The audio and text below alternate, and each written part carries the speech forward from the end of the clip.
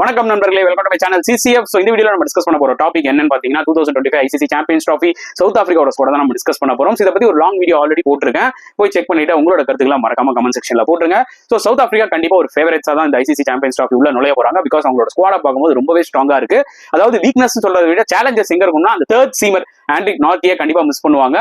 Plus பவுமாவோட captainship எப்படி இருக்க போகுது அண்ட் அவங்களோட ஸ்ட்ரென்த் எடுத்துக்கிட்டீங்கன்னா கண்டிப்பா அவங்களோட மிடில் ஆர்டர் ரொம்ப ஸ்ட்ராங்கா இருக்கு. கிளாசன் இருக்காரு, மில்லர் இருக்காரு, ஸ்டப்ஸ் இருக்காங்க அண்ட் லோவர் மிடில் ஆர்டர்ல யான்சன் இருக்காரு, மூல்டர் இருக்காரு அண்ட் அவங்களோட பிளஸ் அவங்களோட fast bowlers especially Marco Jansen and Rabada plus Keshav Maharaj giving that stability. So அவங்களோட பிளேயிங் 11 ப்ராபப்லி நான் ரிகில்டன் விளையாடுவாங்க. ரிகில்டன், பவுமா, நம்பர் 3ல மார்க்ரம், நம்பர் 4ல ஹென்ரி கிளாசன், நம்பர் 5ல டேவிட் மில்லர், நம்பர் 6ல டிஸ்டன் ஸ்டப்ஸ், நம்பர் 7ல மார்க்கோ யான்சன், நம்பர் 8ல வந்து definitely will play Mulder and number 9ல வந்து கார்பின் பாஷ், நம்பர் 10ல ககிசோ ரபடா அண்ட் நம்பர் 11ல கேசவ் மகாராஜ். இதுதான் என்னோட ஒரு ப்ராபபிள் பிளேயிங் 11. உங்களுக்கும் சில கருத்துக்கள் இருக்கும்ல, மறக்காம கமெண்ட் செக்ஷன்ல போட்டுருங்க. ஹோப்ஃபுல்லி சவுத் ஆப்பிரிக்கா இந்த மாதிரி சோக் பண்ணாம விளையாடுவாங்கன்னு நினைக்கிறேன்.